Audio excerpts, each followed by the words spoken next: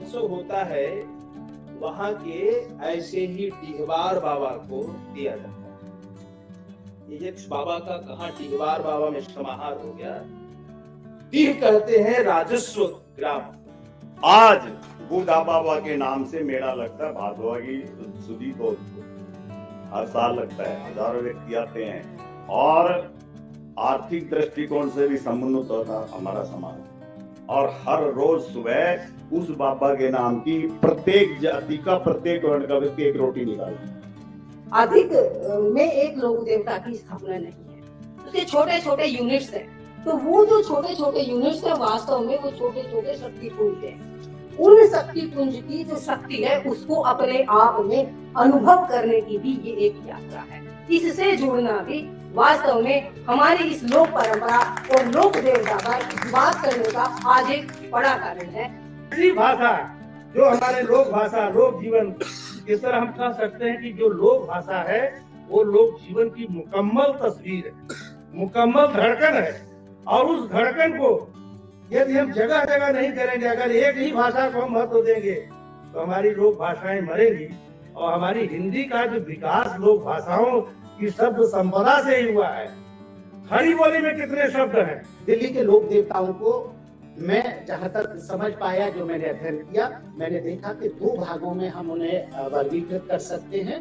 आप देखें कि एक पौराणिक चिंतन है जो पौराणिक दृष्टि से हमारे यहाँ पर देवता हैं, यानी आप कहें कि पौराणिक देवों में आप यदि यहीं से देखेंगे तो यमुना बाजार में बजरंगबली बैठे हुए हैं, मरघट वाले बाबा जिनके यहाँ बहुत बड़ा जन समुदाय प्रणाम करता है।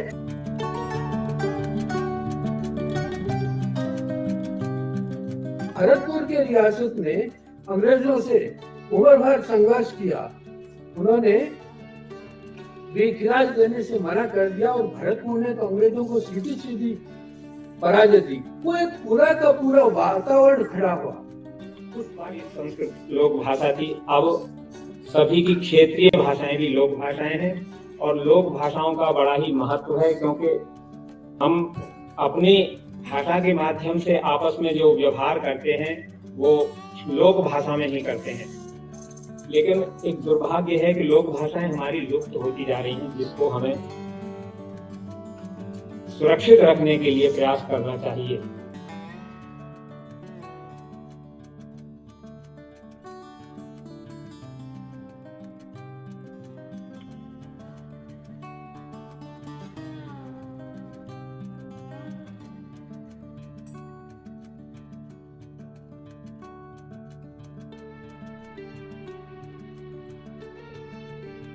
पंक्ति को आप समझ लीजिए, आपको इसकी जीवंतता, इसकी आयु, इसकी परिपक्वता और इसकी विश्वसनीयता चारों बिंदु स्पष्ट हो जाएंगे। यानी लोक भाषा हमारे लिए कितनी जरूरी है, इस सिर्फ एक पंक्ति में शुक्ल जी ने कह दिया कि लोक भाषा पर काल के गति का प्रभाव नहीं पड़ता है, इसलिए वह कालजयी है और जीवंत बनी रहती है।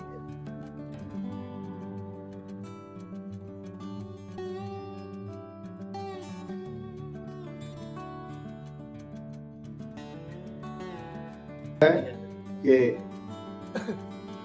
हमारी संस्कृति के लिए, हमारे लोकगीतों के लिए आज भी हम जागृत हैं और बहुत जागृत करने की जरूरत है। जो सदियों से हमारी पीढ़ी पहले लोक संगीत को और इतिहास को लिखती आई है या गाते आए हैं। मैं भी एक संगीत के माध्यम से जुड़ा हूँ। संगीत और कला और लेखनी साथ साथ ही होती है। कवि लिखता है और संगीत से संगीतवन संगीतकार करता है। हमारी यात्राओं का जो मशीनीकरण हुआ है, लेकिन वास्तव में हमारी जो परंपराएं थी इस मानव जाति के इतिहास की, वो यात्राएं, उन यात्राओं ने ही मनुष्य को समृद्ध किया है, संस्कृति को भी समृद्ध किया है। यात्राओं के कई रूप होते थे, आज भी होते हैं। कोई शिक्षा के लिए, पढ़ाई के लिए जा रहा है, कोई दवाई के लिए जा रहा है, कोई कमाई के लिए यात्रा कर रहा है। लेकिन हमारी जब लोक यात्राओं की बात करेंगे तो वो हमारे सांस्कृतिक मूल्यों के लिए होगी। अभी बहुत बदला है जैसा मैंने कहा, लेकिन उसके बावजूद भी हम कांवड़ यात्राओं को देखते हैं बहुत सारे देश के अंदर।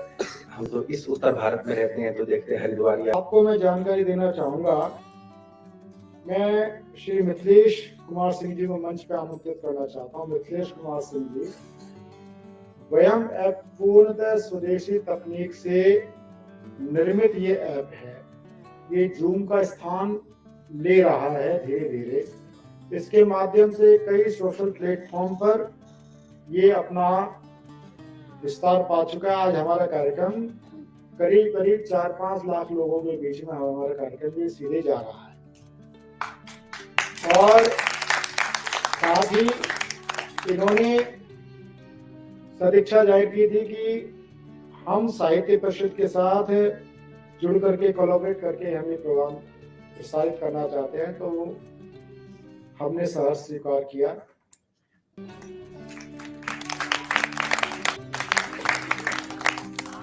और भैया मैं आपकी ओर से सबको आपको कोरोना से बचाव के मास्क भी दिए जा रहे हैं। आपके बारे में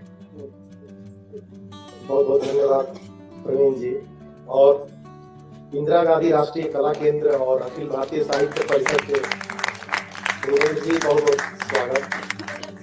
वयम एप्लीकेशन के माध्यम से ये पूरा कार्यक्रम लाइव हो रहा है, जो अखिल भारतीय साहित्य परिषद के फेसबुक ग्रुप पे भी लाइव है। हमारे प्रधानमंत्री मोदी जी आत्मनिर्भर भारत का संकल्प लेते हैं और सभी दोहराते हैं, लेकिन मुख्य बात यह है कि टेक्नोलॉजी में अभी भी हम विदेशी एप्लीकेशंस के माध्यम पे विदेशी एप्लीकेशंस पे निर्भर है। जूम को हम लोगों ने देखा है और उसी का पूर्णतः स्वदेशी विकल्प है IITian द्वारा। गौरव त्रिपाठी जी है, विजय गोयल जी और दूसरे फाउंडर्स द्वारा पूरी तरह से स्वदेशी एप्लीकेशन है, जो प्रधानमंत्री मोदी जी के मंत्र के साथ आगे बढ़ रहा है और पूरी तरह से कल्चर के लिए सपोर्ट करता है। बहुत बहुत धन्यवाद। लिंक ऑलरेडी आप प्ले स्टोर से इसका एप्लीकेशन डाउनलोड कर सकते हैं और वहां से देख सकते हैं। किसी भी कार्यक्रम के लिए जरूर आप हमें बताएं। और एक सिंपल सा नंबर है 8383962814। इस पर आप भी अपना कोई इवेंट करना चाहे, पूरी तरह से निःशुल्क स्वदेशी ऑप्शन अवेलेबल है। बहुत बहुत धन्यवाद। बोर्ड है, इस पे आप अपने इवेंट क्रिएट कर सकते हैं और इसके माध्यम से 8383962814 ये वेब एप्लीकेशन का व्हाट्सएप बोर्ड नंबर है। बहुत बहुत धन्यवाद।